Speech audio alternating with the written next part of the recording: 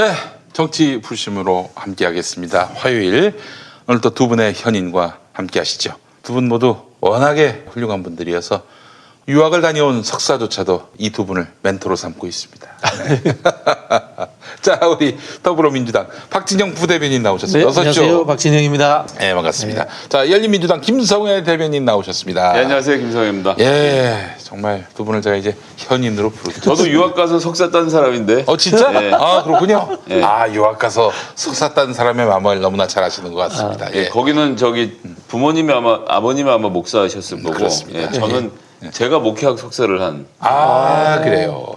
또 굉장히 좋은 신학교에서 공부하셨어요. 아니 뭐 미국에 있는 평범한 장로교 신학교를 졸업했습니다. 이게 좀 진보적이잖아요. 진보적이죠. 미국 장로교가 미국 교단 내에서는 한 60% 정도 진보적이라고 생각해 주시면 돼서요. 거기에 있는 미국 내 인가받은 14개 신학교 중에 하나를 나왔습니다. 그래요. 미국 14대 명문 안에 드시네요, 일단은. 장로교인이 우리나라처럼 많지는 않아요. 그래요. 알겠습니다. 자, 오늘도 두 분과 함께 우리 정치의 현안들을 세세히 한번 살펴보고 짚어보도록 하겠습니다. 자, 오늘 함께 이야기 나누기 전에 얌 테이블에 연어 그라브락스가 뭐예요? 그라브가 이제 그레이브 묻는다는 뜻이고요. 무덤이라는 뜻이구나. 락스가 연어입니다. 그래서 이제 연어를 묻어넣는 방식의 옛날에 우리는 홍어를 집더미에 묻어놓고 먹었잖아요. 저기 북유럽 사람들이 소금이랑 설탕이랑 절여갖고 옛날에는 땅속에 묻어놨고 요즘 그렇게는 안 하고 포장해서 절여서 만드는 염장 음식입니다. 홍어 냄새 나는 건 아닌데요? 예전에는 그라브락스가 원래는 약간 발효를 시켰는데 현대적으로 할 때는 발효는 안 시키고요. 하루에서 사흘 정도 염장해서 먹습니다. 그래요. 최고급 레스토랑에서 먹는 것들인데 이걸 이제 연어 그라브락스를 김용민닷컴에서 정말 저렴한 가격에 맛보실 수 있게 됐습니다.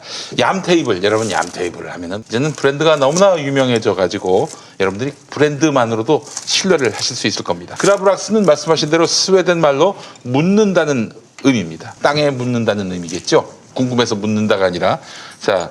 중세시대의 스칸디나비아 지역의 어부들이 소금에 절인 연어를 해안선 모래에 묻어서 가볍게 발효시킨 것에서 유래한 요리명인데 생연어에서 맛볼 수 없는 달큰한 그런 풍미와 부드러우면서도 쫄깃한 식감이 그라브락스의 특징입니다. 전통식 그라브락스는 너무 짤 수 있는데 이 얌테이블은 한국인의 입맛에 맞게 재탄생시켰습니다. 메인 요리로도 좋고 간단한 술안주로도 더욱 좋습니다. 한국형 그라브락스는 소금 대신에 다시다를 친다. 이렇게 생각하시면 오산입니다. 여러분. 그렇진 않아요. 얌테이블의 연어 그라브락스는 당일 15시까지 오후 3시까지 결제 완료된 주문건에 한해 100% 수작업으로 가공해서 그 다음날 발송됩니다. 그러니까 주문이 들어오면은 그물을 들고 나가는 거예요. 바다로 가가지고 잡아가지고. 네. 연어를 바다에서 잡나요? 농담. 아니 김용민 TV에서 진실을 요구하시면 안 됩니다. 그래요. 김진요는 안 됩니다. 김용민에게 진실을 요구하면 안 됩니다. 연어 그라브락스와 같이 고온으로 조리하지 않은 식품의 경우 위생 안전이 정말 중요한데요. 얌테이블의 연어 그라브락스는 식품의약품안전처의 해썹 인증을 받은 제조시설에서 안전하고 깨끗하게 생산됩니다. 안심하고 드시기 바라겠습니다. 연어 그라브락스 150g 13,900원, 또 250g은 16,900원, 그리고 중량은 2배 가까이 많지만은 가격은 훨씬 저렴한 250g을 추천합니다. 그러니까 150g 13,900원보다는 250g 16,900원이 더 좋다는 얘기입니다. 김용민닷컴에서 연어 그라브락스를 압도적 최저가에 만나보시기 바랍니다. 어떠셨어요? 이게 그래서 이제 생연어 위에다가 소금 설탕 치고 딜이라는 향신채를 같이 얹고 그다음에 레몬 제스트라든지 이런 것들을 넣어서 뽕뽕 싸매갖고 냉장고 넣어서 만들어 먹는 음식인데 이게 굉장히 건강식이에요. 근데 원래 북유럽에서 이거보다 훨씬 짜게 먹는데 그렇지. 이게 이제 한국 사람들 입맛에 맞으실 정도로 짜지 않게 한 게 특징이고 그다음에 지금 이게 썰어져 나오는 게 아니고 통으로 나오거든요. 조금 더 얇게 써져갖고 이게 스시 만들어 먹으면 맛있습니다. 그래서 이제 밥은 약간 고들밥을 하시고 식초, 3, 설탕, 2, 소금 1 그렇게를 물이랑 섞어갖고요. 그걸 이제 밥에다가 비벼갖고 요거 좀 얇게 썬 거를 딱 얹어갖고 연어 스시를 만들어 드시면 그냥 생연어에서 느꼈던 비렸던 맛이 전혀 없이 아주 맛있는 스시를 만들어 먹으면 집에서 아, 나는 요리왕 이거 한번 할 수 있죠. 아, 크게 어렵지 않습니다. 진짜 맛있다. 와. 혹시 밥 없나요, 진짜? 처음 느껴보는 이 이렇게 새로운 맛이네요. 혹시나 이게 생선류에서 비린맛 때문에 못 드시는 분들 그런 비린맛이란 건 정말 0.1%도 없다. 네. 연어가 원래 좀 푸석푸석한 그런 식감인데 네. 이게 탱글탱글해졌어요. 그리고 이게 지금 홀스레디시 크림을 주셔서 거기다 찍어 먹는데 이렇게 찍어 먹어도 맛있고 집에 이제 바게트 있잖아요. 예. 아, 그렇지. 예. 빵 사이. 예, 빵을 사와서 바게트를 얇게 썰어서 토스트를 해갖고 이걸 위에다 하나 얹어 먹으면 아, 이거 사람이 죽을 수도 있습니다. 와, 이거 맛있어갖고. 별미다. 예. 이 술안주로 진짜 끝내주겠는데요. 좀 더 멋을 부리면 그 위에다가 이 적색 양파, 적양파를 몇 개 이렇게 썰어서 올려갖고 술안주라고 상에 내놓으면 갑자기 이제 호텔식으로 변모를 하는 거죠. 아, 그래서 그래. 집에서 격조 있게 한 잔 즐기실 때 그라브락스만한 게 없는데 사실 우리나라에서 이거 저는 어디 백화점에 나가 팔고 있는 것을 얌테이블에 판다는 것도 놀랐고 북유럽의 어떤 풍미를 한번 느껴보실 분들은 이거 아주 좋고 라프로액이라는 스코틀랜드의 위스키가 있습니다. 그게 약간 바다 맛이 엄청 나는 위스키거든요. 그거 한 잔이랑 드시면 아주 기가 막힐 것 같네요. 자, 지금 20대, 30대들한테 연어가 정말 굉장히 핫한 음식이에요. 그죠? 네. 정말 좋아해요. 생선회나 이런 거를 손쉽게 먹을 수가 없으니까 좀 싼 연어회 같은 것들 드시는 경우가 있는데 그라브락스로 드시면은 야, 이건 회의 그 맛에다가 이 식감, 입안 한가득 그 식감을 또 느낄 수 있다는 점. 비린 맛은 전혀 없고. 그러네요, 진짜. 아, 너무 좋습니다. 이게 이제 선어회랑 같은 논리인데 연어를 염장을 해서 한 이틀 정도 숙성을 더 시키는 과정에서 들어가 있는 이 염분이 단백질 조직을 파괴를 시켜서 약간 좀 쫀득쫀득하면서 날캉날캉한 맛을 만들어내는 거예요. 이제 그 포인트를 언제 잡느냐의 문제인 건데 여기 지금 나오는 것처럼 당일 주문하면 수작업으로 가공해서 그러니까 수작업으로 가공한다는 얘기가 그날 절인다는 얘기죠. 그래서 그 다음날 배송한다는 얘기는 24시간 숙성을 해서 배송을 하면 그걸 이제 그 상태로부터 바로 드실 수 있는 상태가 되는 거니까. 그래서 이게 물컹물컹한 맛이 안 나고 쫀득쫀득 이빨 사이에서 부딪히는 맛이 나는 게 이게 숙성한 맛인 거고. 그리고 일본 같은 경우는 회에다가 설탕을 안 치는데 이건 또 이제 설탕하고 약간 그런 레몬 제스트 같은 종류의 그런 맛이 같이 느껴지면서 아주 특이한 독특한 맛을 만들어내는 거죠. 아, 이게 이제 식감을 중시하는 분들한테는 이 음식이 굉장히 새로운 맛을. 네. 근데 이게 썰어 놓으니까 한 조각 한 조각 맛의 차이가 좀 다른 느낌이 있어요. 염장의 정도 이런 건가 봐요. 아, 좋다. 아우, 이거 진짜 새로운 거 맛보네. 이거 애들 줘야겠다. 와. 어른들 술안주 온 것 같은데요. 아, 기분 좋습니다, 너무. 짭조름한 맛에다가 연어의 그 큼지막한 식감이 더해지니까 적절한 이- 또 염장이 있으니까. 홍어처럼 뭐 이제 오래 삭히는 건 아니네요, 그러면. 네. 네, 오래 삭히는 하루 이틀. 하루 이틀. 보통 이 단백질, 이 사후강직이 일어나서 단단해지고 난 후에 먹는 그렇죠. 딱 예. 그런 개념이네. 연어를 보신 분들은 알겠지만 커요 진짜. 이 큰 물고기일수록 이게 좀 비린 게 없는 것 같아. 그래서 그라브락스는 이제 연어절임인데 연어가 아니더라도 기름기가 좀 있는 생선들은 절여 먹기도 하거든요. 그렇지. 스웨덴에서는 예. 그런 것 중에 하나고 그런 게 있는지 모르겠지만 우리나라로 치면 예를 들면 방어를 절여 먹으면 맛있겠죠. 해본 적은 없지만 그렇죠. 약간 그런 느낌입니다. 방어나 또 참치 뱃살. 네네. 그 연어장도 팔잖아요. 예, 연어장이 그 저기서 파나 얌테이블에서. 아, 그것도 깍두기처럼 연어를 썰어서 하는데 맛이 이게 정말 장난이 아닙니다, 진짜. 밥도둑이에요, 밥도둑. 그러니까 얌테이블이 이런 가격에 이런 양질의 연어를 뽑아낼 수가 있는 게 부위별로 쓰임새를 다르게 하는 거예요. 남는 짜투리는 모아서 연어장을 만들고 또 지금 보이는 요 부위는 제가 지금 다른 분들 것도 봤는데 다 일정한 부위거든요.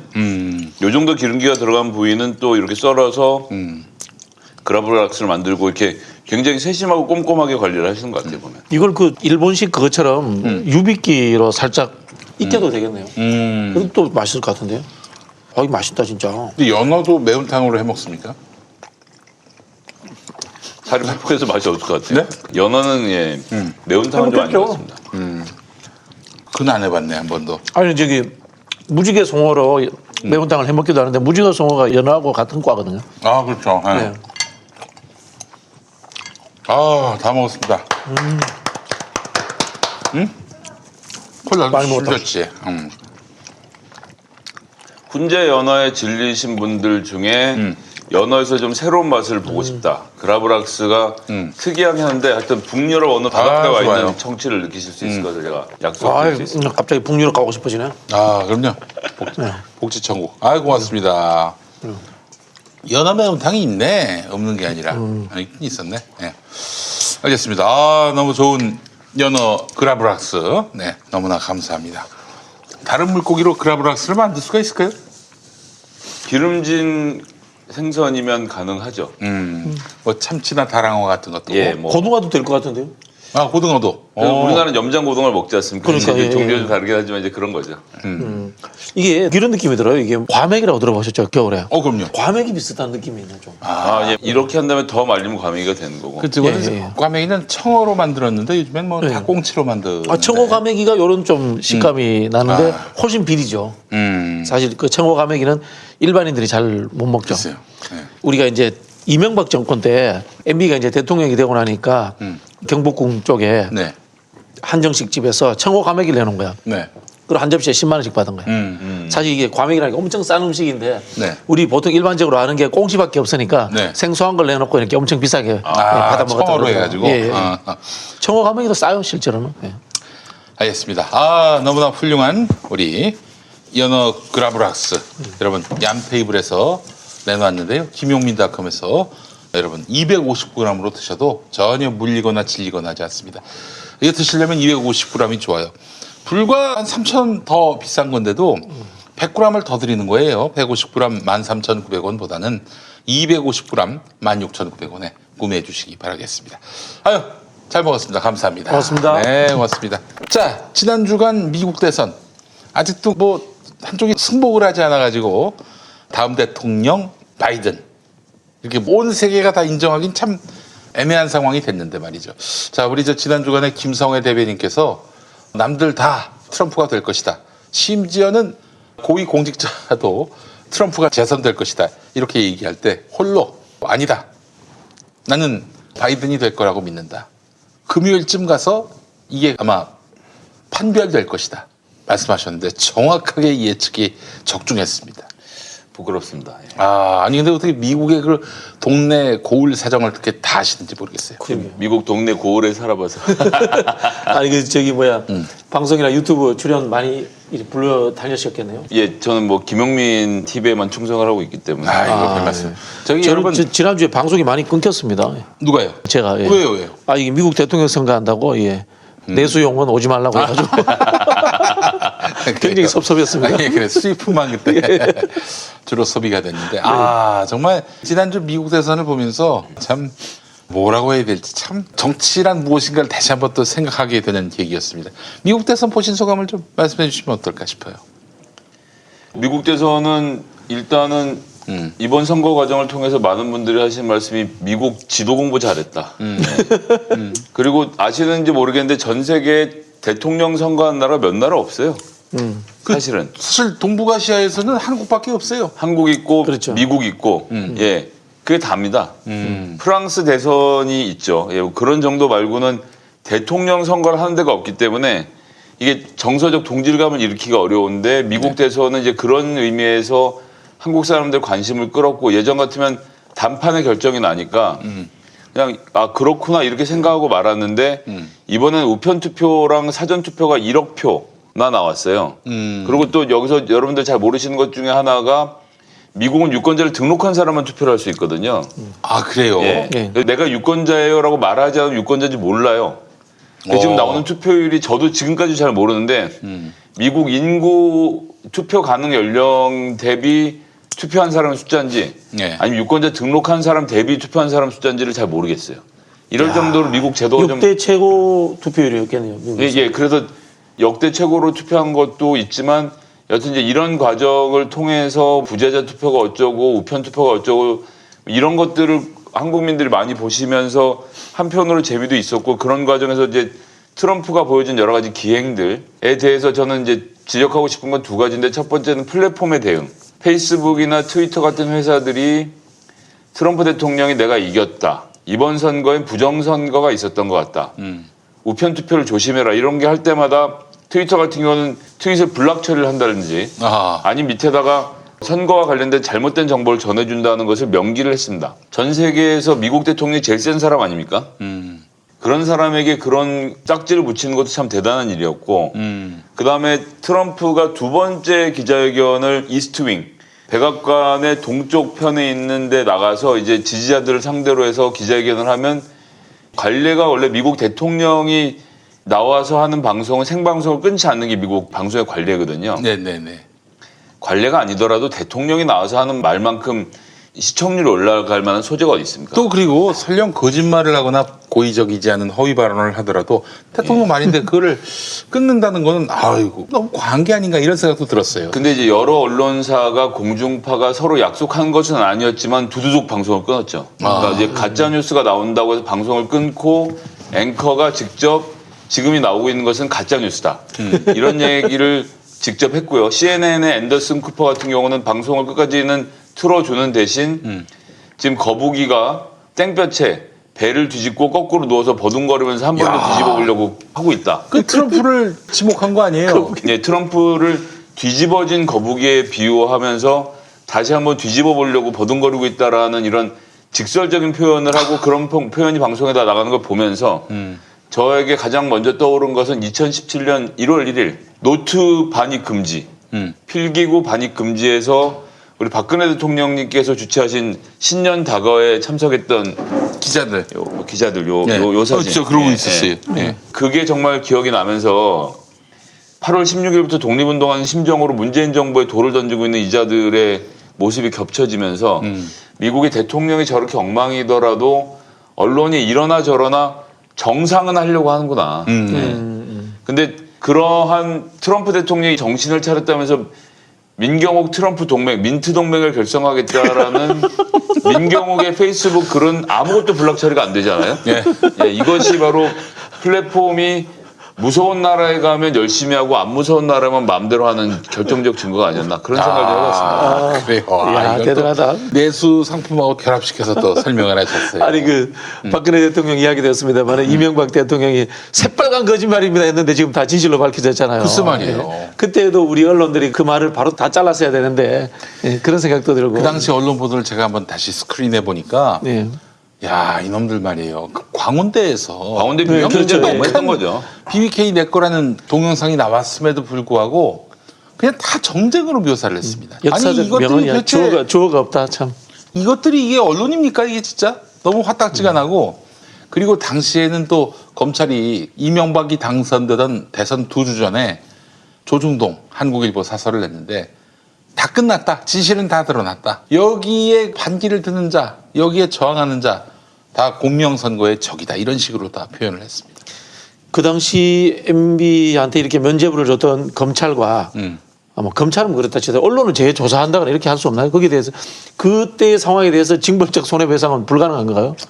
아니 그 소급 입법이 돼야 할 텐데 그 소급 입법 되더라도 13년 전이니 야, 이게 그렇게 과연 진짜 가능할지. 진짜 언론은 책임지지 않고 막 내뱉는 그런 언론인 것 같아요. 한국의 언론은. 그때 그 박진영 대변인께서는 어디 계셨어요? 그때 뭐 정봉주 의원 따라다녔던 것 같은데. 아 느낌이. 그러셨구나. 예, 예.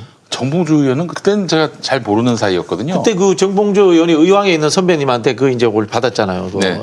CD인가 그거 받고 뭐 그렇게 했던 네. 그 기억이 얼핏 나는데. 네. 난 그거 보면서 이분은 굉장히 확신 어리게 네네. BBK 주는 MB다라고 판단을 해서 네. 싸운 것 같은데. 그렇죠. 예, 예. 원래 그 하더라도. 정봉주 의원이 그것을 조성할 때 시작했던 분은 아니에요. 네. 아닌데 이제 BBK 특위를 하다 보니까 예. 정봉주 의원이 이제 제일 열심히 한 거지. 그러니까 이제 다른 제보나 이런 것들도 정봉주 의원한테 오다 보니까 본인이 거기에 대해서 이제 가장 많이 알고 확신을 알게 된 거죠.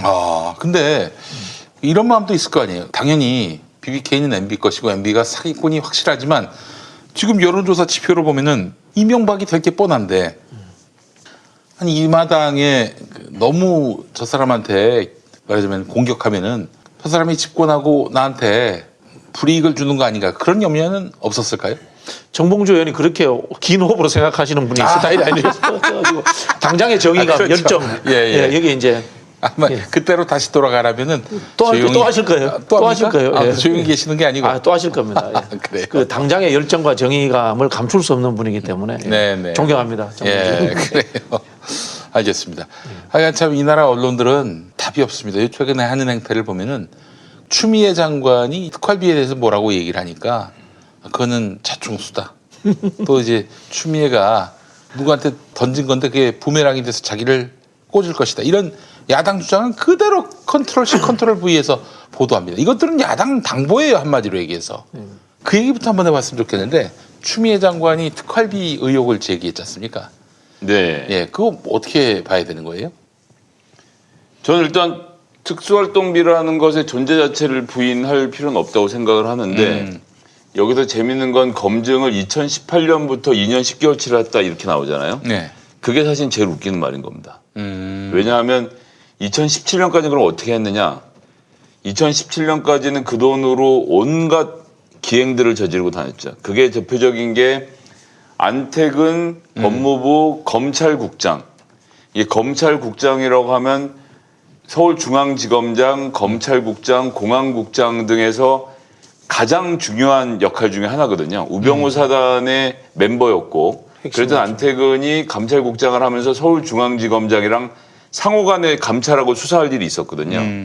그런데 거기가 다 같이 모여 앉아서 돈봉투를 돌립니다. 수사관들에게 고생했다고 이제 위세를 부리는 거죠. 70만 원, 100만 원씩 든 봉투를 돌린 것을 한겨레 신문이 그 당시에 폭로하는 보도를 했었습니다. 이제 아이러니한 것은 그 폭로 보도를 했던 분이 강희철 기자, 한겨레 신문 본부에 아주 유명한. 예. 그분이 했던 폭로 보도를 하고 나서 그 사건이 불거져서 결국 면직까지 처리가 됐다 나중에는 복직 소송에서 이겨서 안택은이 돌아왔다가 변호사 자격증을 따러 나갔다가 대한변협으로부터 변호사 자격증을 못 받게 되는 뭐 이런 일련의 상황이 있었는데 네. 그때까지 1년 법무부 특활비가 200억 규모였습니다. 2017년 270억이었고 이걸 법무부에다 주면 그걸 다 검찰이 가져가서 대검에서 자기들 마음대로 다 뿌리고 특수활동 무슨 특수활동에 모여 앉아갖고 술 먹을 때 봉투 돌렸다니까요. 수사비 보전을 해준 게 아니라 야 너 수사하느라고 고생했어 하고 돈 준 거예요. 내가 수사하느라고 고생했다라고 고기 사 먹는 것까지 이해를 하겠어요. 근데 현금을 뿌리는데 써서 2017년까지 영수증도 없고 기록도 없고 부끄러우니까 그건 다 제껴놓고 2018년부터 보자는 얘기는 뭐냐 하면 문재인 정부 들어서부터의 특활비만 볼 수 있는 상태인 거죠. 예. 그런 것을 하나 노렸던 것이고요. 그래서 가서 확인을 해봤는데 결국 이제 결론적으로는 추미애 장관 법무부에서 발표를 했습니다만 추미애 장관은 아예 특활비를 받은 바가 없고 배정을 하지도 않았다는 얘기가 나오니까 당장 야당과 언론이 그럼 조국과 박상진 받은 거 아니냐. 뭐 근거가 있는 건 아니야. 추미애가 안 받았다는 얘기를 하니까 해명을 하지 않은 전직 장관들 그것도 그 전에는 얼마나 썼는지 200 몇십억 규모 될 때 썼던 법무부 장관들 자기들 법무부 장관 때 황교안도 그 중에 하나죠. 글쎄 말이에요. 그때 얘기는 다 빼놓은 채 일로 화살을 넘기고 있는데 어쨌거나 추미애 장관이 받지 않은 상태에서 윤석열 총장은 대답해야 될 의무가 있는 것이고 다 공개하라고 말을 했다는데 오늘 김용민 의원이 쓴 글을 보니까 2020년에 영수증 일부만 들고 와서 보여주고 말았다는 거예요. 그래서 저는 조금 장기전으로 갈 수는 있는데 법무부 전체 회의 등을 통해서 요 부분은 계속 좀 들여다볼 사안이라고 좀 보여집니다. 특수활동비니까 이제 영수증을 100% 이렇게 첨부할 필요는 없어요. 네. 다만 과거와 달라져 가지고 영수증은 이렇게 첨부하지 않더라도 이것이 목적적으로 어디에 썼는지에 대해서는 기재는 하게 되어 있습니다. 네. 그게 이제 2016년인가 국회에서 왜 특활비 문제로 문제가 많았지 않습니까? 특히 네, 네. 홍준표 대표가 상임위원장 할 때 막 썼다고 해서 말이 많고. 마누라한테 갖다 그렇죠. 줬어요. 이제 그러다 보니까 그 뒤에부터 이렇게 영수증은 첨부하지 않더라도 쭉 그 사용처에 대해서는 기재하는 것이 되어 있는데 아마 제가 알기로는 이제 검찰 같은 사용처에 대해서도 정확하게 기재를 다 안 했다라는 네, 그런 네. 이야기인 걸로 알고 있고요. 이 특수활동비가 사실은 표현 자체가 굉장히 잘못된 표현이에요. 네, 특수활동비라고 했을 때에는 광의의 표현으로 쓰이게 됩니다. 정보비, 수사비 플러스 알파에서 조직 유지비, 옛날 정권 군사 정권 시절에 체제 유지비 뭐 이런 개념이 이제 포함돼 버리는 수가 있단 말이에요. 실제로 그렇기 때문에 수사라든가 이런 정보기관에서는 정보비라든가 수사비 이런 형태로 사실은 용어도 이제는 좀 네. 새롭게 바꿔야 되는 그렇지. 이런 시점에 와 있는데요. 실제로 정부의 대부분의 부처는 이제는 거의 이런 식의 영수증을 첨부하지 않는 예산이 제가 알기로는 거의 다 없는 걸로 알고 있습니다. 법무부도 있는 이유가 뭔가 하면은 법무부 때문에 있는 것이 아니고 제가 봤을 때는 역으로 검찰청이 있기 때문에 있을 거예요. 예를 들자면은 역으로 이런 측면에 존재하는 건데 이게 어쨌든 간에 아까 말씀드린 것처럼 정확히 보면 수사비, 정보비 형태로 진행돼야 되는 겁니다. 우리가 뭐 예를 들자면은 검찰이 어디 은밀하게 숨어서 수사하면서 돈 주고 하면서 영수증 사가지고 올 수는 없지 않습니까? 그죠? 그런 측면에 된 건데 말씀하신 것처럼 회식하면서 나쁘게 말하면 품위 유지비, 조직 유지비로 쓰였는 가능성이 충분히 존재했고 관행적으로 지금까지도 그래 왔을 것이라는 이제 합리적 의심이 남아 있는 거죠. 근데 이제 그것을 가장 잘 보여준 게 주호영 원내대표 이 말인데 법무부는 특활비를 쓸 수 없게 돼 있는데도 검찰에 내려간 특활비를 돌려받아 편법으로 사용하고 있는 것은 알만한 사람은 다 아는 일. 그러니까 박근혜가 했던 식으로 그러니까 내가 내 주변에 물어보니까 다 돌려받았다는데 너도 받은 거 아니냐 이제 이런 거죠. 박근혜가 청와대에서 한 200억 쓸 수 있는 건데 예. 36억을 국정원으로부터 받아가지고 또 국정원 특활비를 지가 쓴 거 아니에요. 그렇죠. 뭐 예, 그렇게 저, 예전에 이제 주사 맞는 거라든지 이런 이 걸로. 권위주의 정권 시절에 늘 이제 그런 일들을 사실은 했었고요. 법무부도 예전에 사실은 검찰청이 역으로 법무부를 장악을 하고 있었지 않습니까? 그렇죠. 그러니까 검찰청이 법무부한테 용돈 준 거야. 옛날에는. 지들 시기에는 그랬을지 모르지. 그렇죠. 그래서 그 법무부의 용돈 관리하던 총 책임자가 법무부 검찰국장이었고 검찰국장이죠. 안태근이 그래서 본인 쓰라고 준 돈이 아닌데 그 돈 갖고 100만 원씩 나눠주다가 돈 봉투 만찬이 폭로가 되면서 돈 쓸 권리를 다 뺏기게 된 거죠. 사실 그런 돈을 줘서는 안 되는 거죠. 그럼요. 아니 예. 수사가 힘들면 월급을 더 주든가 아니면 힘들면 다른 데로 직장을 옮기든가 해야지. 그거를 그런 식으로 돈 봉투를 줘서 하는 건 기자들 고생한다고 촌지 돌리던 시절이랑 다른 게 없지 않습니까? 근데 무려 2017년까지 이게 유지됐다는 자체가 더 놀라운 것이고 그래서 지금 와서 2018년 거부터 문제를 삼아서 어떻게 해보려고 하는 것도 웃기는 얘기인 거고요. 그러면서 주호영은 자기네 때는 그렇게 했으니까 너도 그렇게 하지 않았냐라고 말하는 것도 웃긴데 어쨌든 추미애 장관은 안 쓴 걸로 드러났으니까 이제 역공의 시간인데 그 이야기는 또 보도가 잘 안 되더라고요. 이게 뭐 감찰에서 결과가 어떻게 나올지는 잘 모르겠는데요. 저는 이게 추미애 장관이 굉장히 핵심을 찔렀다고 생각을 해요. 검찰이 우리가 생각했던 자기들이 뭐 검찰의 중립성이 어떻고 이런 걸 내세우지만은 실제로 검찰이 제일 관심을 갖고 있는 거는 조직의 숫자의 유지예요. 공무원들의 특징이 여기도 똑같이 존재하는 겁니다. 검찰 수사관이 많아야지 네. 그 위에 장자리가 많아지는 거예요. 아. 인사로 내가 진급할 자리도 생기고 조직이 생기는 거고 그리고 검찰 수사관 조직이 있어야지 평소에는 수사 지휘권을 행사해서 경찰들을 통해서 정보를 받잖아요. 수사를 하지 않습니까? 여기 있는 검찰 수사관을 통해서 일상적 정보라는 이런 것들 많이 가지게 돼요. 거기에는 일상적 정보를 가지기 위해서는 특활비가 필요한 거야. 특활비라는 돈이 있어야 되는 거고 그러면 일상적 정보를 많이 가지고 있으면 어떻게 할 수 있겠어요? 한 명 잡아 넣으면은 인지 별건 수사가 바로 가능한 상황이 되는 거예요. 이게 사실 실제로는 검찰 조직을 유지하는데 굉장히 중요한 의미로서의 특활비가 작용했던 겁니다. 지금 정상적으로는 별건 수사가 불가능한데 그렇죠. 특활비를 통해서 별건 수사를 함으로써 아무튼 작살내고 싶은 친구를 못 살리고 굴고 싶은 친구를 그렇게 불이익을 줄 수 있는 일상적 정보를 취합할 수 있는 거예요. 그래서 특활비가 고발을 무슨, 그래서 네. 이제 검사들이 주로 쓰는 수법이 고발을 하지 말라고 하고 자기한테 정보 보고만 하라고 해요. 고발을 하면 배당을 해서 수사를 해야 되거든요. 그렇지. 근데 치고 싶을 때 쳐야 되니까 정보만 모으는 차원에서 민원만 제기해놓으면 자기가 민원 서류를 받아서 들고 있다가 필요한 시점에 요리를 하는 거죠. 이 방식이 뭔가 하면요. 사실은 군사정권 때 안기부나 보안사가 하던 방식이더래요. 그 사람들이 예전에 군인인데 왜 이렇게 머리 기르고 다니는 사람들 많았잖아요. 네네. 무슨 공사 그러면서 지역마다 다 사무실이 있었단 말이야. 네. 이 사람들이 특활비 가지고 일상적으로 늘 이렇게 정보 취합을 하는 거죠. 그런 걸 가지고 있다가 한 건씩 무슨 공안 사건 한 건씩 터뜨리고 터뜨리고 했거든요. 이 관행들이 있었던 것들이 이제 민주화되면서 그런 것들이 다 없어지니까 그게 이제 검찰 쪽으로 이렇게 흡수가 되는 거예요, 일부가.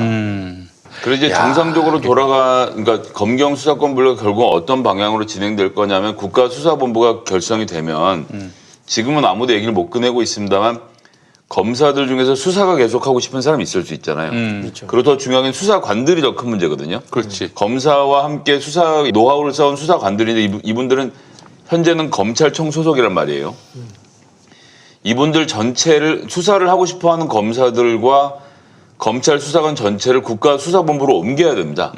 옮겨서 그럼 되겠네. 예. 국가수사본부가 수사를 전담하게 하고 검찰은 말 그대로 기소와 공판 유지만 할 수 있도록 기능을 바꾸는 것이 검경개혁, 검찰개혁의 요체거든요. 근데 이렇게 되면 지금 말씀하신 대로 정보를 수집한다든지 시중에 떠도는 얘기들을 알 수는 없고 경찰이 가져온 수사 결과만 보고 페이퍼 작업을 하는 사람으로 변한단 말이죠. 네. 거기에 대해서 검찰이 두려워하고 있기 때문에 지금 뭐 기를 쓰고 공수처 설치부터 제가 난리를 치는 게 이 앞으로 다가올 미래에는 본인들의 권력이 없어진다는 걱정이 있는 건데 근데 여기서 또 중요한 것은 이러나 저러나 이 인간들도 다 공무원입니다. 그렇죠. 그래서 더 이상 자기들의 권력을 누릴 수 없다는 걸 알게 되면 주어진 권력 안에서 또 순응하는 것은 순식간이거든요. 그게 공무원들이 제일 잘하는 일이거든요. 네.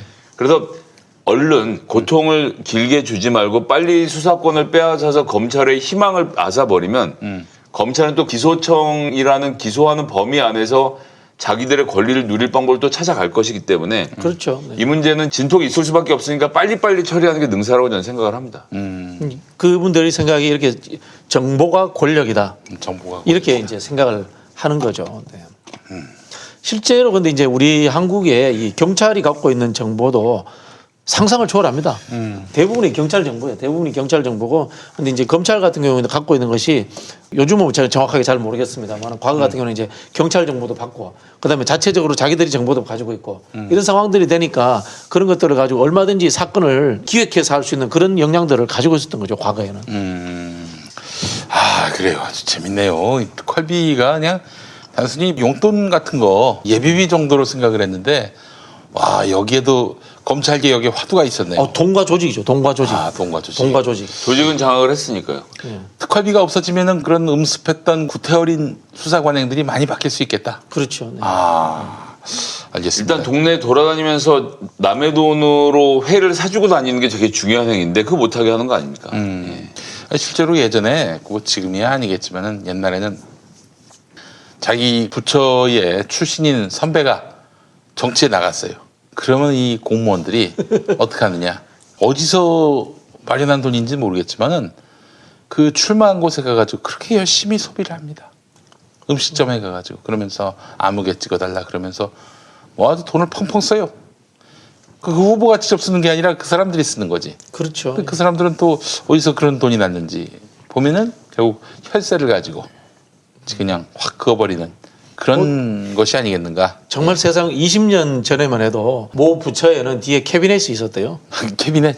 예. 어떤 캐비넷?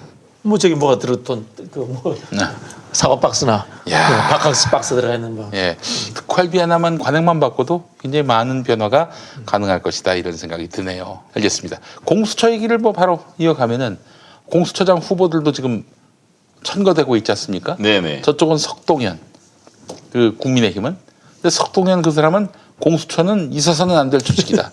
야 이거 마치 이명박 정권 때 말이죠. 통일은 없다라는 책을 쓴 남주홍 씨. 그 사람을 통일부 장관에 갖다 앉힌 그런 꼬라지가 생각이 납니다. 예. 세월호 유족들이 광화문에서 나가야 된다라고 말씀하셨던 분이 세월호 참사위에 글쎄요. 부위원장으로 들어가고 부위원장. 그분이 공수처를 반대한다고 말하고 이번엔 공수처 추천위원으로 들어가는 엽기적 정당 아닙니까? 저는 그래서 이런 불량 정당, 이건 정말 인면수심의 정당은 이 역사에서 지워버려야 한다. 이렇게 얘기하고 다닙니다. 이런 나쁜 정당을 어떻게 국민들이 방치하시는지 너무 좀 섭섭해요, 사실은. 곧 없어질 것 같아요. 없어집니까? 예, 안철수하고 합당한다니까. 아니, 그럼 그거부터 한번 얘기해보자. 안철수가 지금 나름대로 야권 혁신을 이유로 해가지고 신당을 만들자고 하는 건데 안철수의 구상은 뭐라고 보세요? 서울시장 나가고 싶은 거죠. 아, 그 얘기입니까? 예, 그 서울시장 얘기예요? 나가겠다는 소리예요. 서울시장 나가겠다는 소리고 그렇게 하면서 김종인을 제외한 나머지 중진들한테 러브콜을 보내는 거죠. 자, 우리 역할 분담하자. 난 서울시장 먹고 떨어질게. 당신들은 앞으로 계속해서 대권 가. 뭐 이렇게 이야기하면서 자기는 서울시장을 발판으로 해서 이 무너진 자기 이미지라는 이런 것들을 자기 세력을 한번 만들어 보겠다. 아마 그런 욕심인 것 같아요. 여기에 왜 종인이 형은 딴 죽을 걸까요? 일단 안철수를 개인적으로 싫어하기도 하지만은 안철수에 대해서 문을 열어주는 순간에 김종인 위원장이 그래도 제일 두려워하는 홍준표를 막을 명분이 없어지는 거죠. 아, 안철수는 받아주면서 왜 그렇죠. 홍준표는 안 홍준표는 받느냐? 안 받아줘. 이렇게 해서 이 야권이 좀 재편이 돼서 문호가 개방되는 상황이 싫은 거죠. 저는 김종인 위원장은 뭐 딴 거 없습니다. 찰스 맛을 봤기 때문이죠.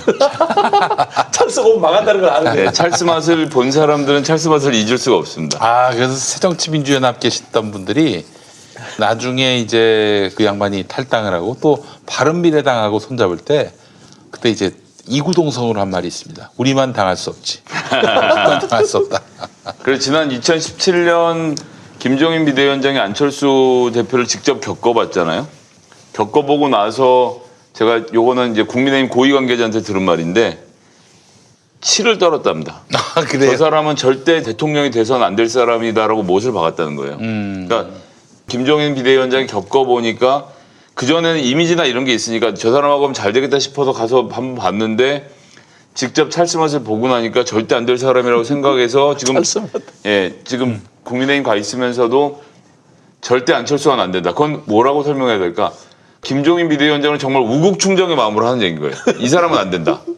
그러니까 무슨 정치적 고려인 거 이런 걸 다 떠나서 이런 사람이 대권 잡는 나라는 안 된다라고 이야기를 하는 게 한 축이 있고요. 그런데 안철수 본인도 그렇지만 그 옆에 있는 이태규 의원 이런 분들은 지금 국민의힘 들어가고 싶어서 죽어가는 중입니다. 그분이 저 한나라당 출신이에요, 원래. 그렇습니다. 예. 아, 그래서 그러시구나. 다시 원적지로 돌아가야 되는데 조금이라도 힘이 있을 때 돌아가야지 다 빠진 데는 못 가거든요. 그렇지. 그런 상태로 놓고 봐서는 본인 돌아가야 된다는 꿈을 키우는 게 하나 있고 그다음에 어쨌든 안철수 의원 주변에도 안철수 의원이 대권을 도전할 걸 꿈꾸면서 포진했던 사람들 있잖아요. 너무 오래 놀았어요. 근데 어차피 2022년 대선에서 안철수가 안 될 거는 초등학생도 알 수 있어요. 그러면 선택지는 하나예요. 서울시장을 도전해서 승부를 보자. 그런 생각으로 주변에서 달겨드는 게 있을 것이고 본인은 내가 대통령하기에 부족함이 없는 사람인데 왜 주변에서 자꾸 이런 얘기를 하지라고 생각하다가 이런저런 고려 끝에 뭐 설득도 했겠죠. 2027년에 대선을 나가는 걸로 하고 일단 이번에는 서울시장부터 한번 차근히 밟아보자는데 타임라인 동의한 게 아닌가. 그렇게 생각이 돼서 본인은 출마할 생각으로 접근을 하는 것이고 제가 몇 번 설명드렸던 내용이긴 합니다만 영남 의원들 중심으로 김종인표 개혁이 완성이 되면 영남 의원들이 다음번에 총선 도전이 어려워지거든요. 그러니까 김종인 비대위원장 밀어내고 안철수가 서울시장 되거나 말거나 영남 공천에 영향을 못 미치니까 그렇게 되면 김종인 비대위원장이 없는 상태에서의 국민의힘이라면 본인의 재선에 훨씬 낫겠다. 이런 생각이 같이 어우러져 있는 상태인 거죠. 아, 그럼 지금 안철수가 뭔가 프로포즈를 했고 여기에 대해서 김종인이 까불지 마. 어디서 헛소리를 하고 있어. 지금 이러고 있는데 그러나 김종인이 그렇게 한마디로 일축을 해버린다고 이게 일축되는 것이 아니라 지금 영남의 중지들이나 이런 사람들은 김종인 안 되겠다. 정리하자 이참에. 당장 장제원 의원 이런 사람 불러다가 강연회도 하고 자꾸 중진들이 불러서 안철수에게 러브콜을 보내고 그러네요. 있는 거잖아요. 예. 그 지금 서울시는 자기하고 상관이 없거든. 우리가 생각하는 것 이상으로 국민의힘 중진들하고 안철수 대표가 많이 만나는 걸로 그렇게 이제 그래요? 그 들리는 이야기가 그러면은 엎을 수 실제로 있겠네. 있고요. 아마 엎을 수 있겠어. 이게 그냥 단순히 안철수 의원이 던진 게 아니고 기획을 해서 지금부터 시작인 것 같아요. 시작이라는 생각이 들고 여기에는 우리가 뭐 특별히 좋아하지 않으시는 분이 막 금태섭 그리고 또 입당은 안 하더라도 뭐 진중권, 서민 뭐 이런 사람들까지도 어떤 형태든 간에 힘을 보태겠다. 이런 기획이 저는 존재할 거라고 봅니다. 저는 지난 시기 민주당이 제대로 서지 못했던 가장 큰 이유 중에 하나가 시민 캠프, 그러니까 입당하지 않은 자들과 입당한 자들 사이에서 갈등으로 선거를 치러왔던 과정이라고 생각하거든요. 멀지도 않아요. 2012년 대선만 해도 문재인 캠프가 2개였는데요. 근데 이제 그 민주당이 집권해야 된다라고 인정하는 모든 시민사회 세력이 정당으로 똘똘 뭉쳤지 않습니까? 정당만큼 강한 집단은 없거든요. 그렇죠. 근데 이제 국민의힘은 진중권 등 말씀하셨지만 뭐 누구라고 콕 집지 않아도 국민의힘 간판으로 들어가긴 싫은데 민주당이 싫은 사람들이 있는 거예요. 그렇지. 그러니까 이런 사람들이 지금 현재 염세적 중도들, 사실은 염세적 중도도 아니고 염세적 중도 중에 학벌 좋은데 딱히 어디 정당에 소속되지 않는데 구체적으로는 하는 일은 없는데 글을 잘 쓰는 사람들.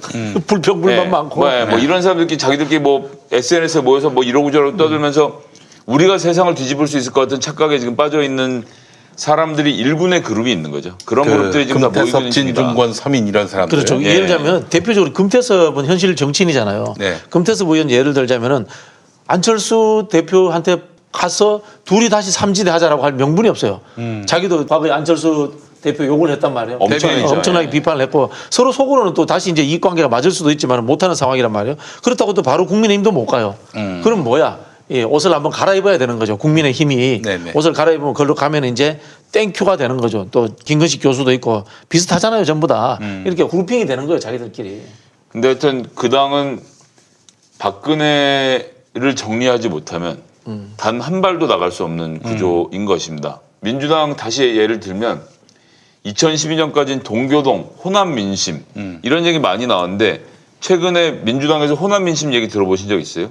없어졌습니다. 이제는 그 이야기가 소위 말하는 문파 어쩌고저쩌고 공격을 하는데 실제로 당원들의 당심이 민심하고 같이 가고 있고 민심하고 물론 다른 부분도 있지만 어쨌거나 당은 그렇게 해서 방침을 정하는 데 있어서 안팎의 큰 차이가 없는 상태로 가는 것이고 그래서 호남에 대한 기본적인 존중과 존경은 있지만 호남 마음대로 뭘 할 수 있는 세상은 안 된 거예요. 그렇지. 민주당은 그래서 이제 그런 식으로 정상화 과정을 거치고 있는 것이고 아직도 국민의힘은 TK, PK 의원들 중심으로 모든 것들이 돌아가고 있는 상태이기 때문에 그거를 정상화해보려는 김종인 비대위원장의 노력은 본인이 아젠다만 세우지 국회의원 한 명을 설득하는 적이 없기 때문에 잘 이루어지지 못하는 거죠.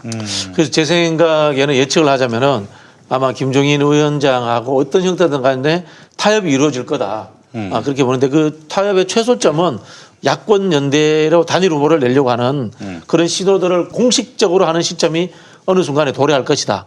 이런 생각이 들고요. 그것에 있어서의 결론은 김종인식으로 야권 연대만 끝날 것이냐 아니면 새로운 당으로 합당으로 갈 것이냐 하는 문제는 이제 당내 갈등을 한번 죽도록 싸워봐야 되는데 여기에서 키포인트는 김종인 의원이 유승민 의원 같은 안철수보다도 여론조사가 더 잘 나올 것 같은 서울시장 후보로 그런 사람을 끄집어내느냐 하는데 달려있는 거죠. 결국에는 김종인이 지금은 개무시하고 있지만 만만치 않을 안철수하고 겁니다. 다시 만만치 않을 겁니다. 아니 근데 말이죠. 저 이 정치권에 안철수를 경험한 사람들이 만나기만 하면은 그 어떤 사람인지를 다 얘기해 줄 텐데 그런 안철수하고 손잡지 못해서 안 다닌 사람들은 뭐 하는 사람들입니까? 꼭 똥인지 된장인지 먹어봐야 알 수 있는 아 거예요. 그럼요. 먹어봐야 알아요. 네, 이 동네가 얼마나 어려운 동네인데요. 본인이 똥이라고 안 하잖아요. 본인이 계속 꿀이라고 하잖아요. 아, 그래요? 아니, 저 우리 슈퍼스틱 벌꿀. 그래요. 이것도 밤꿀. 밤꿀은 색깔도 좀 비슷한데 맛은 다릅니다. 너무 좋아요. 예. 사실은 이제 그 저런 정치인들이 하다 못해 국민들 옆에서 집행하는 동네 기초의원이라도 한번 하고 이렇게 보면 바로 그냥은 들통 날 거예요. 근데 아시겠지만 국회의원이라는 자리가 아무것도 안 하고 이렇게 대충 메시지만 날리다가 4년 보내도 본인 실력이 들통 안 나거든. 특별히 직접 집행하는 게 없기 때문에. 예, 그래서 생긴 현상인 것 같아요. 제가 보기에는. 알겠습니다. 그러면 뭐 안철수는 대선 안 나간다. 아니 그건 오늘 얘기지 또 다음 주엔 몰라요. 굳이 사례를 들자면은 대선 후보로 나갔던 정동영 후보가 그 이듬해 총선 2008년 총선에 그 동작구에 나갔다가 정몽준한테 졌잖아요. 네. 그러니까 자기 어떤 원래 하려던 거에서 다운 사이징 해가지고 나올 경우에는 아주 국민들이 야박하게 대하더라고 유권자들이. 근데 이제 지금 안철수는 그래도 명실공히 대권 주자로 알려져 있는 사람이었는데 이번에 총선은 나오지 않았지만 지난 지방선거 때 서울시장 나가서 2등도 아니고 3등한 거 아닙니까? 게다가 퇴물 김문수한테 져가지고. 그래서 이분이 뭐 대권 얘기하다가 이제 서울시장으로 나간다. 이거는 뭐 안철수의 정치는 더 이제 희망이 없다. 전 제가 말씀드리잖아요. 그 부산시장 그다음 밀양시장이라니까. 고향이 밀양이에요. 아 그래요? 예. 오 밀양시장. 뭐 서울시장 지난번에 3등한 것도 마찬가지인데 신기를 줬는데 실제로 선거는 조직이 하는 겁니다. 무슨 인물 구도 어쩌고저쩌고 다 얘기하지만 조직이 바탕이 된 상태에서 민주당의 바람이냐 국민의힘의 바람이냐 이런 바람인 거지 제3지대에서 무슨 바람을 일으켜서 뒤집는 건 안 돼요. 박원순 자꾸 얘기하는데 박원순 시장은 민주당이 밀어줘도 되는 거예요. 그렇죠. 네. 예. 그 민주당이 없이 바람이 안 일어난다고. 다만 민주당이 바람을 일으킬 인물로 박원순 씨를 섭외해온 상황으로 봐야지 이거를 별개로 놓고 보면 안 되는데 그러니까 안철수 대표는 제가 뭐 좀 단소리를 한 번도 한 적이 없구나. 오늘도 또 쓴소리를 하자면 지금 정치를 시작한 지가 몇 년입니까? 예. 거의 10년 가까이 돼 가는데 본인의 발바닥을 대고 있는 기반이라는 게 없어요. 항상 공중에 떠 있고 어디에 정착을 못하니까 뛰고만 있는 거거든요. 예. 이런 상태가 개선되려고 하는 생각조차를 안 하고 있는 거예요. 그리고 떠다니는 여론에 따라 돌아가고 그리고 그 주변에 우리가 지금까지 거론했던 모든 사람들 생각해보면 공통점이 서울대 나온 사람들이거든요. 자기들끼리 뭐가 될 거라고 생각하는 거지. 그리고 저 무지몽매한 민중들을 내가 가르쳐야 된다는 막 이렇게 통탄의 밤을 보내면서 함께 지금 결사를 하고 있는 건데 나와 보면 국민들 무서운 건 금방 알 수 있을 겁니다. 그럼 저희 우리 김성애 대변인님 말씀대로 하면은 저분이 또 서울시장 안 되면 부산시장 나가려고 할 수도 있겠네요. 그러니까 이번엔 그렇고 이제 다음번에 그리고 뭐 제가 김용민 팟캐스트에서 예. 네. 한 5, 6년 전에 한 얘기입니다만 주가와의 상관관계 무시할 수가 없기 때문에 사실 그 이야기의 출발점이 우리 김성애 대변인입니다. 지금 이렇게 말씀하셔서 제가 여러분 정정하겠습니다. 마치 제가 처음 얘기한 것처럼 하고 다녔어요. 그럼 성애 형 이게- 미안합니다. 아니 미안해요. 무슨 말씀 아무나 다 하는 생각인데 예. 이게 이런 거네요. 실제로 이제 안철수라는 정치인이 네. 이게 페이머스든 노토리어스든 회자만 되면은 무조건 이제 어쨌든 간에 주식에는 좋은 영향을 미칠 수 있다 이런 거네요. 본인 주식 절반을 본인이 관여하는 재단에 내놨다고 옛날에 선언했던 거 기억나시죠? 네. 그 이후로 뛴 주식값만 생각을 해도 본인 재산 본전 다 찾고 재단 재산이 2배로 불어나 있는 상황이에요. 아 그래요. 손해 본 게 아니구나. 그러니까 절반을 잘라냈는데 잘라내고 나서 본인 주식이 다시 그걸 다 채운 이게 대권 출마하면서 등락이 있지만 어쨌든 출마하기도 전에 안랩과는 완전히 상관없는 회사가 되어 있는 거거든요. 그래서 안철수는 여기서 뭘 포기할 수가 없어요.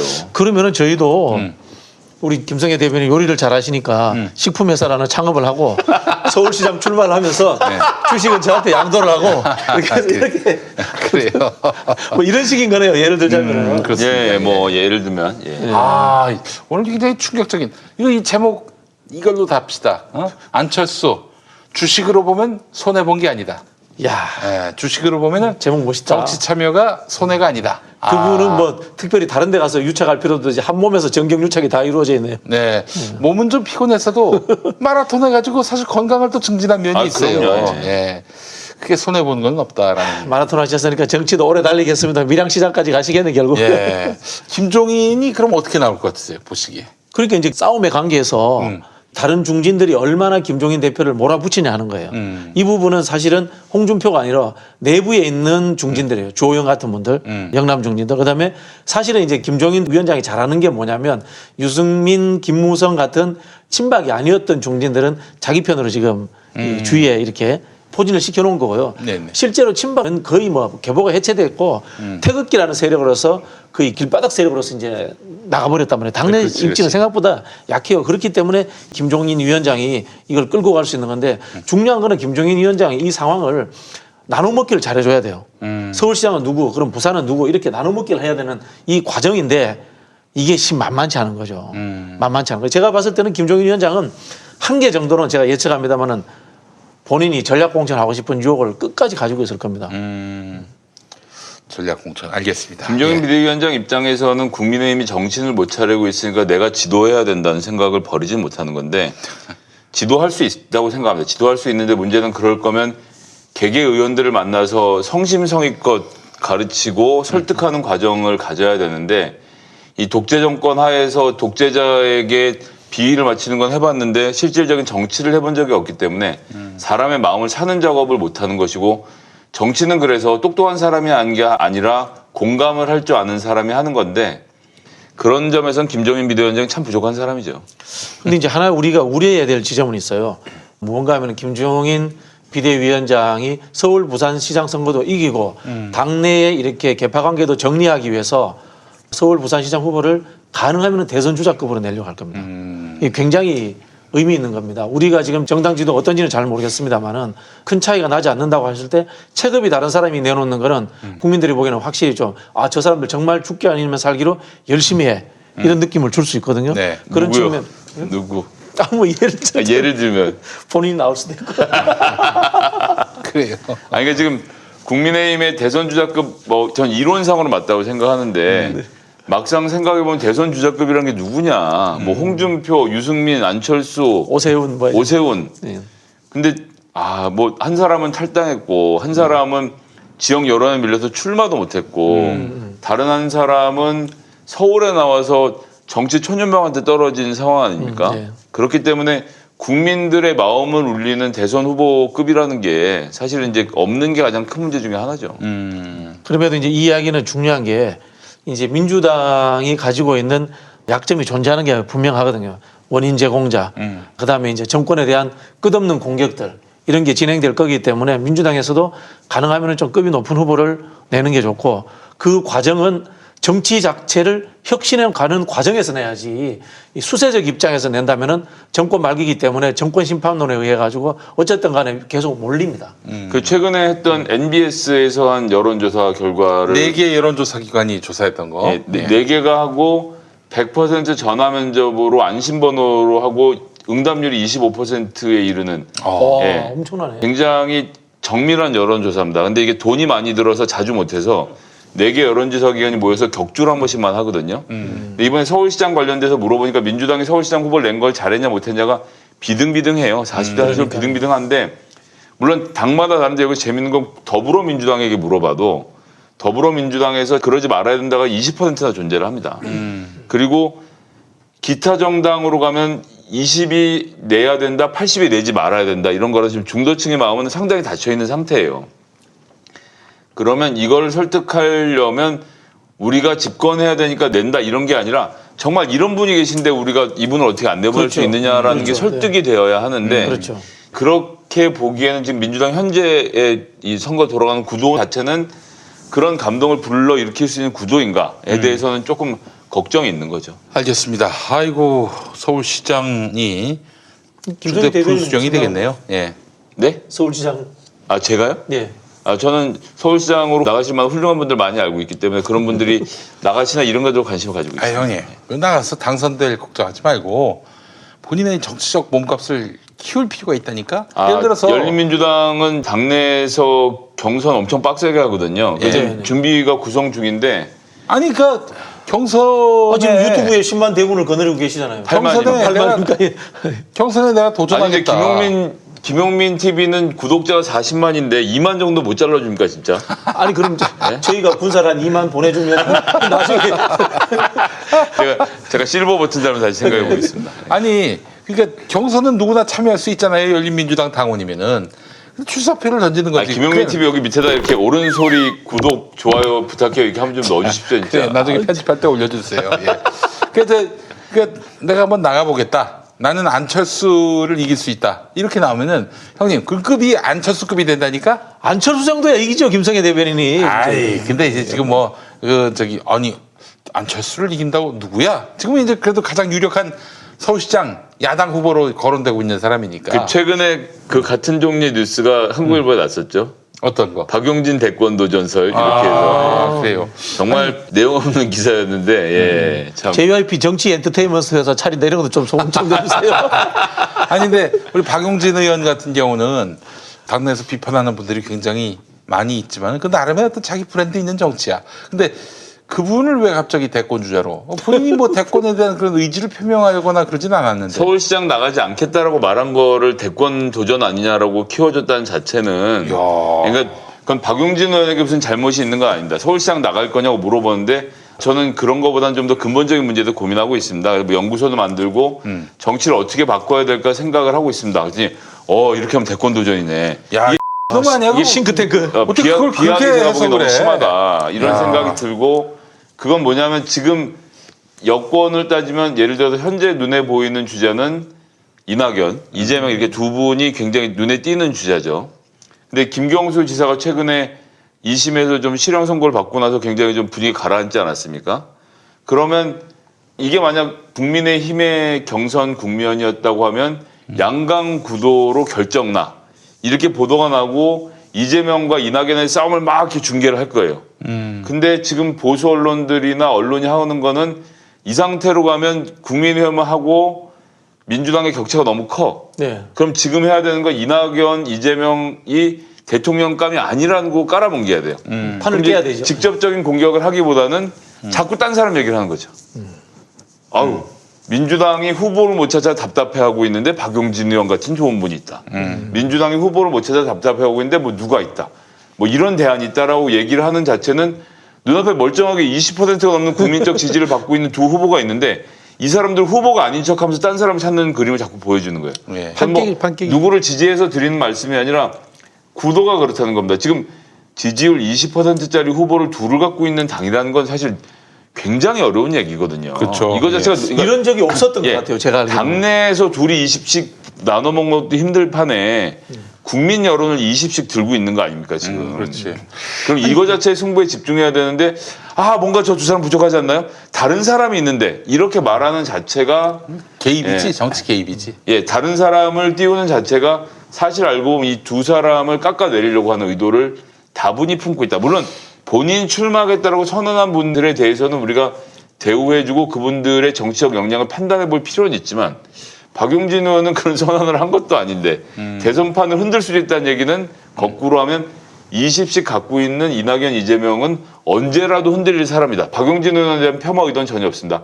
심지어는 박용진에게도 흔들릴 사람이다라는 뉘앙스를 갖고 있다는 점에서 저는 좀 듣기가 불편하죠. 지난주에 칭찬해드렸기 때문에 오늘은 좀 흔들어도 돼요. 예. 아니 근데 정말 언론들의 보도를 보게 되면은 같은 세석인 국민의당에 대한 보도와 국민적 지지가 국민의당에 비할 바 없이 높은 열린민주당에 대한 보도는 너무 차이가 나요. 아니 최강욱 대표가 발언한 게 보도가 된 게 있었나 싶기도 하고 말이죠. 그래도 이제 대권 주자가 있는 정당이라는 게 참 중요하다라는 것을 제가 또 한번 다시 절감하게 되고. 최강욱 대표도 대권주자 아닌가요? 예, 본인이 결심하셔야 되는 단계에 나와 있지 않습니까? 본인이 일단 서울시장은 관심이 없다라고 표명을 하시죠. 예, 사시는데 경기도라. 용인이 사세요, 용인. 네. 그렇게 하시면 그리고 되겠네요. 국회의원과 달리 지방자치단체장은 선거 있기 60일 전에는 들어와야 됩니다. 그렇지. 예, 이 국회의원은 예를 들면 서울 노원갑 출마해도 울릉도가 살아도 돼요. 예, 상관없어요. 출마해가지고 선거운동할 때도 노원구에 살아도 돼요. 맞습니다. 예. 그 원래 이게 자치단체장이라는 것은 자치단위를 이야기하는 거고 그렇지. 국회의원은 나라를 위해서 이런 사람을 뽑는데 뽑는 단위를 이야기하는 거꾸로예요. 그렇지. 그렇죠. 예, 자치단체는 땅이 우선인 건데 국회의원은 국회가 우선인 거고 뽑는 단위일 뿐인 거예요. 그래서 어떤 그래서 제가 옛날에 늘 주장하는 게 네. 울릉도, 완도, 제주도 세계 한정 선거구로 해서 국회의원 뽑자. 제가 이런 이야기도 하거든요. 그렇게도 그렇지. 해야 되는 그러면 거예요, 사실은. 굉장히 좋은 아이디어예요. 이거 도서 지역의 애환을 예. 대변할 수 있는 국회의원이 예. 울릉도 살면 어떻고 완도 살면 그러니까, 어떻고 예, 예. 백령도 살면 어떻고 유명한 이야기였어요. 이게 국회의원이라는 것은 풀뿌리와 땅덩어리도 대표하지 않고 오로지 사람의 숫자만 대표한다. 이런 이야기예요. 네. 그렇죠. 비례대표도 그런 거 아닙니까? 전국구로 그렇죠. 불렸던 분들이고 국민을 대표해야 되는 건데 도리어 지역구 제도가 잘못된 부분도 있어요. 아니 지역에 뭐 단체장도 있고 지역의회 의원도 있는데 왜 지역구를 기반한 정치가 우리 한국 정치에서 지금 중심이 돼야 하는 건지. 지금 특히 더 심각해요. 심각한 게 우리가 지금 178석 가까이 되는데 스타 의원이 이제 뭐 김남국 의원이나 이 김용민 의원 몇 분밖에 없잖아요. 이게 나머지 의원들 전부 다 지역구가 있다는 뜻인 거야 이게. 이게 사실 심각한 문제예요. 지금 178석이 똘똘 뭉쳐가지고 국회에서 국가적인 어떤 개혁 입법들을 밀어붙여야 되는데 이제 지역구에 신경 쓰고 있다. 이런 거는 좀 사실 문제 있는 이 상황인 것 같아요. 근데 보니까 박용진 의원이 언론 관계가 좋은 것 같아요. 언론 관계가 좋으니까 이렇게 그러니까 이제 언론에서는 민주당에 대해서 비판적으로 이야기하는 민주당 의원을 굉장히 좋아하죠. 뉴스거리 만들어주니까. 예. 그런데 이게 보면은 이런 점이 있어요. 실제로 언론을 타고 자기가 이제 비판적인 것들을 이슈화하기 위해서 언론을 활용하는 경우가 있고 언론이라는 것이 시작이 되어가지고 세상을 조직하고 바꾸는 법안으로까지 가고 하는 그런 좀 현실적인 프로세스를 밟아가는 정치가 있거든요. 근데 저도 이제 정당 생활을 오래 해보니까 공보 중심으로 언론 중심으로 정치 배운 사람들의 특징 중에 하나가 입법과 조직에 약해요. 세력화에 약해요. 우리는 세력화라는 게 굉장히 뭐 나쁜 의미로 패거리 정치 시작하는데 세력화라는 게 아까 말씀하신 것처럼 국민들의 공감을 얻는 거고 사실로서는 프로세스로서 아주 좋은 프로세스를 밟아가는 과정이 세력화거든요. 누구나 다 동의해주면 당연히 좋은 거 아닙니까? 스마트폰 들고 페이스북 할 시간 없는 사람들의 그 유권자들의 마음도 아는 사람이 국회의원을 하는 거고 자기들끼리 모여서 글 잘 쓰는 사람들끼리 글 누가 더 잘 쓰나로 좋아요 받는 거 좋아하는 사람들은 SNS 스타를 해야지 정치를 해서 안 되죠. 그렇죠. 제가 이제 그러는 와중에 안랩 주가를 찾아서 아까 전에 말씀 잠깐만 이어드리면 2011년에는 18,400원이다가 2012년에 14만 원까지 거의 8배가 넘게 올랐다. 이게 뭐 등락을 거듭해서 2017년에도 또 한번 치솟아 올라서 14만 원을 찍었다가 다시 내려왔는데 현재는 6만 7천 원입니다. 그래서 10년 전에 비해서 거의 3배가 올랐고 그럼 뭐 안랩이라는 회사의 능력과 노력을 폄하할 생각은 전혀 없습니다만 그래프 자체로 놓고 보면 안철수 대표의 출마 스케줄하고 전혀 상관이 없다고는 할 수가 없는 그런 게 있는 거죠. 네. 근데 그 안철수라는 이름하고 안랩이라는 게 어쨌든 이름과 이미지상 겹치는데 이게 선거법상에 문제가 없는가요? 그게 이제 상임위만 저게 피해가면 정몽준 의원도 그래서 주식을 가진 대신 산업자원이 안 가고 외통에서만 머물렀던 것처럼. 아니 그럼 제가 만약 국회의원이 돼가지고 통이 있으면서 JYP 엔터테인먼트 이런 거 갖고 있어도 되는 거예요? 네, 그건 통에 있으면 그건 국회의장한테 허락을 받아서 허락을 받으시면 되죠. 어. 예.